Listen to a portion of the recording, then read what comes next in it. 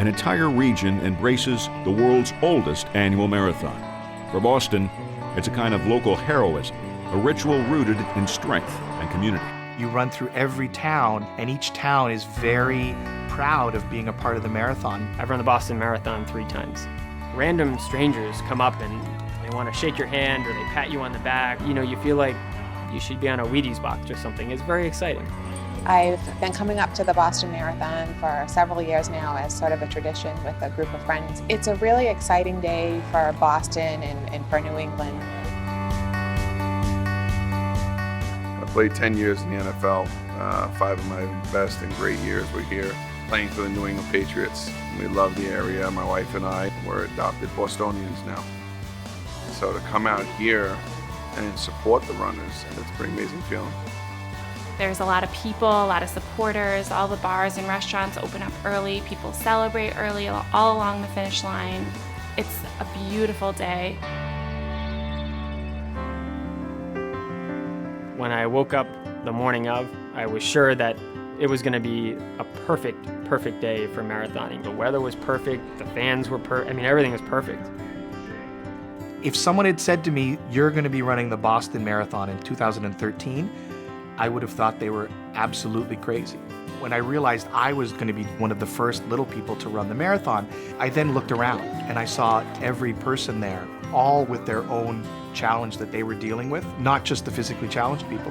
Every person has their own story, but all of those individual stories come together as one. The Joe Andrewsy Foundation was at the Forum Restaurant. We give financial assistance to families and individuals that are battling cancer. We had 21 runners running for us to raise money, and we invited our staff, our board, we invited cancer patients and their families. I decided to go to the finish line, and I remember thinking, this is so moving. It's unbelievable to watch someone accomplish this.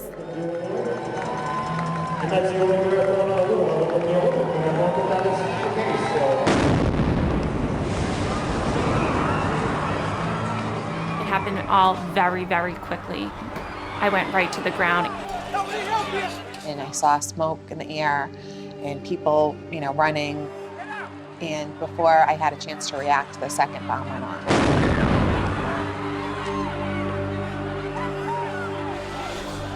I'm standing next to my wife, and I looked at her, and next thing I know, I'm running down Boylston Street.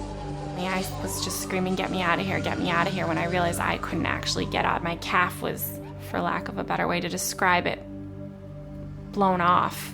My foot was in a lot of pain. It felt like it was on fire. I just remember realizing that I couldn't walk and thinking, I could die here because who's going to stop to help me? Everybody is literally running for their lives.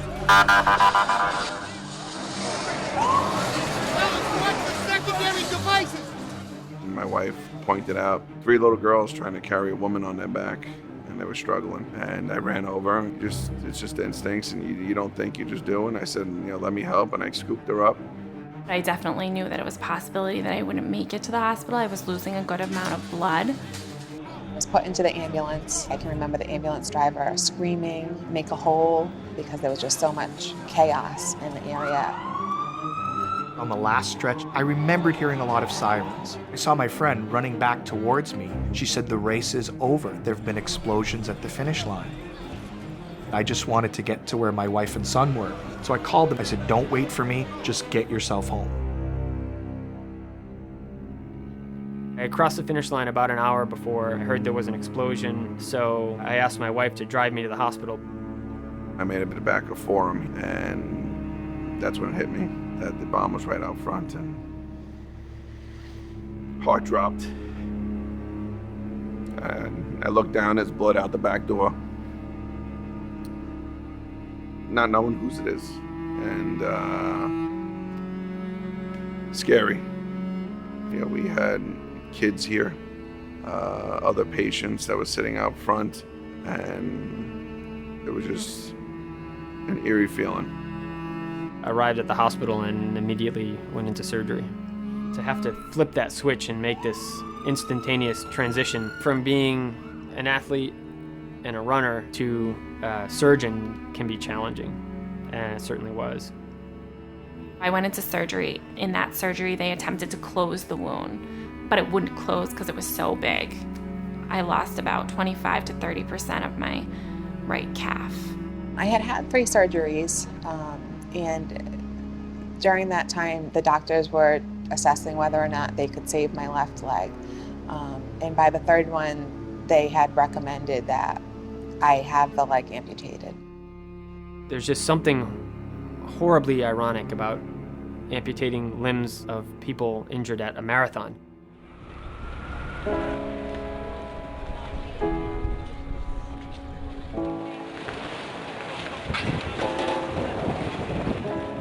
In all, 16 spectators had limbs amputated. More than 100 were injured. 3 lost their lives.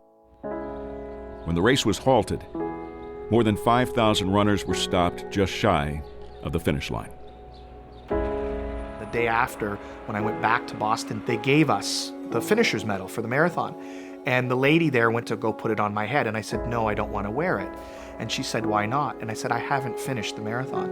And she said, yes, you have. And I said, no, I haven't. Not in my mind, I haven't. We found out that our staff and everybody that was in here had made it out safe and turned into first responders. And it was pretty amazing to hear how everybody jumped into action. President Obama came and visited each of the patients. I met him, toured him around, and I said, well, Mr. President, I watch you interacting with them, and I think they're inspired. And he said, no, no, no. He said, that's not it at all. He said, they're inspiring me.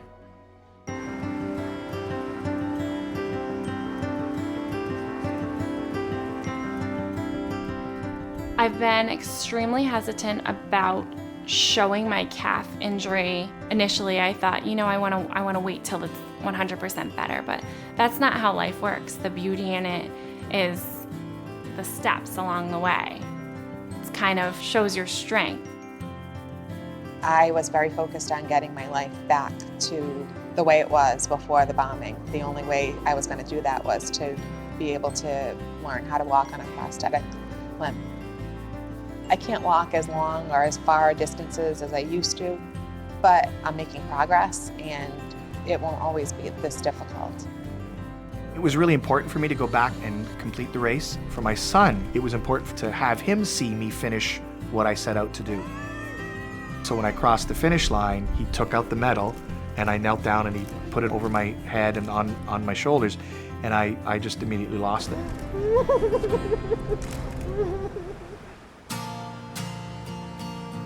Hot dogs, sausages, cold drinks.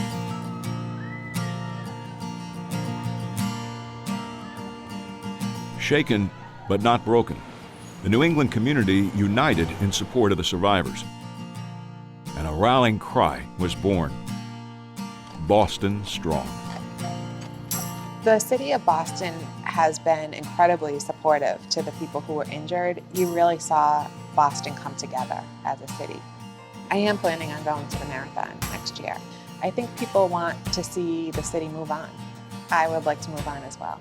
Yes, I plan on running Boston next year, thinking about the patients who I took care of, who lost a limb or who injured a limb and can't run.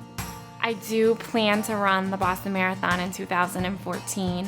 To cross the finish line will be absolutely incredible. I can't even imagine what it will feel like, but I'm sure it will feel kind of like winning. I'm not letting something that happened define who I am. These 2 cowards threw down this challenge to try and, stop our spirit. Obviously, their message was sent, but I don't think it was received. You can't dampen our spirit. You can't stop us from doing what we want to do. That's the whole reason for coming back here. 2 Forum, JF will be here strong. We will be cheering on, our runners, but also all the runners. My brothers told me in the past during my battle with cancer, what doesn't kill you makes you stronger. I try and live by that. I look at life a whole new perspective, and you have to cherish every day. We can plan for tomorrow. You got to live for today and live for the moment. Still to come on Courage in Sports. A tennis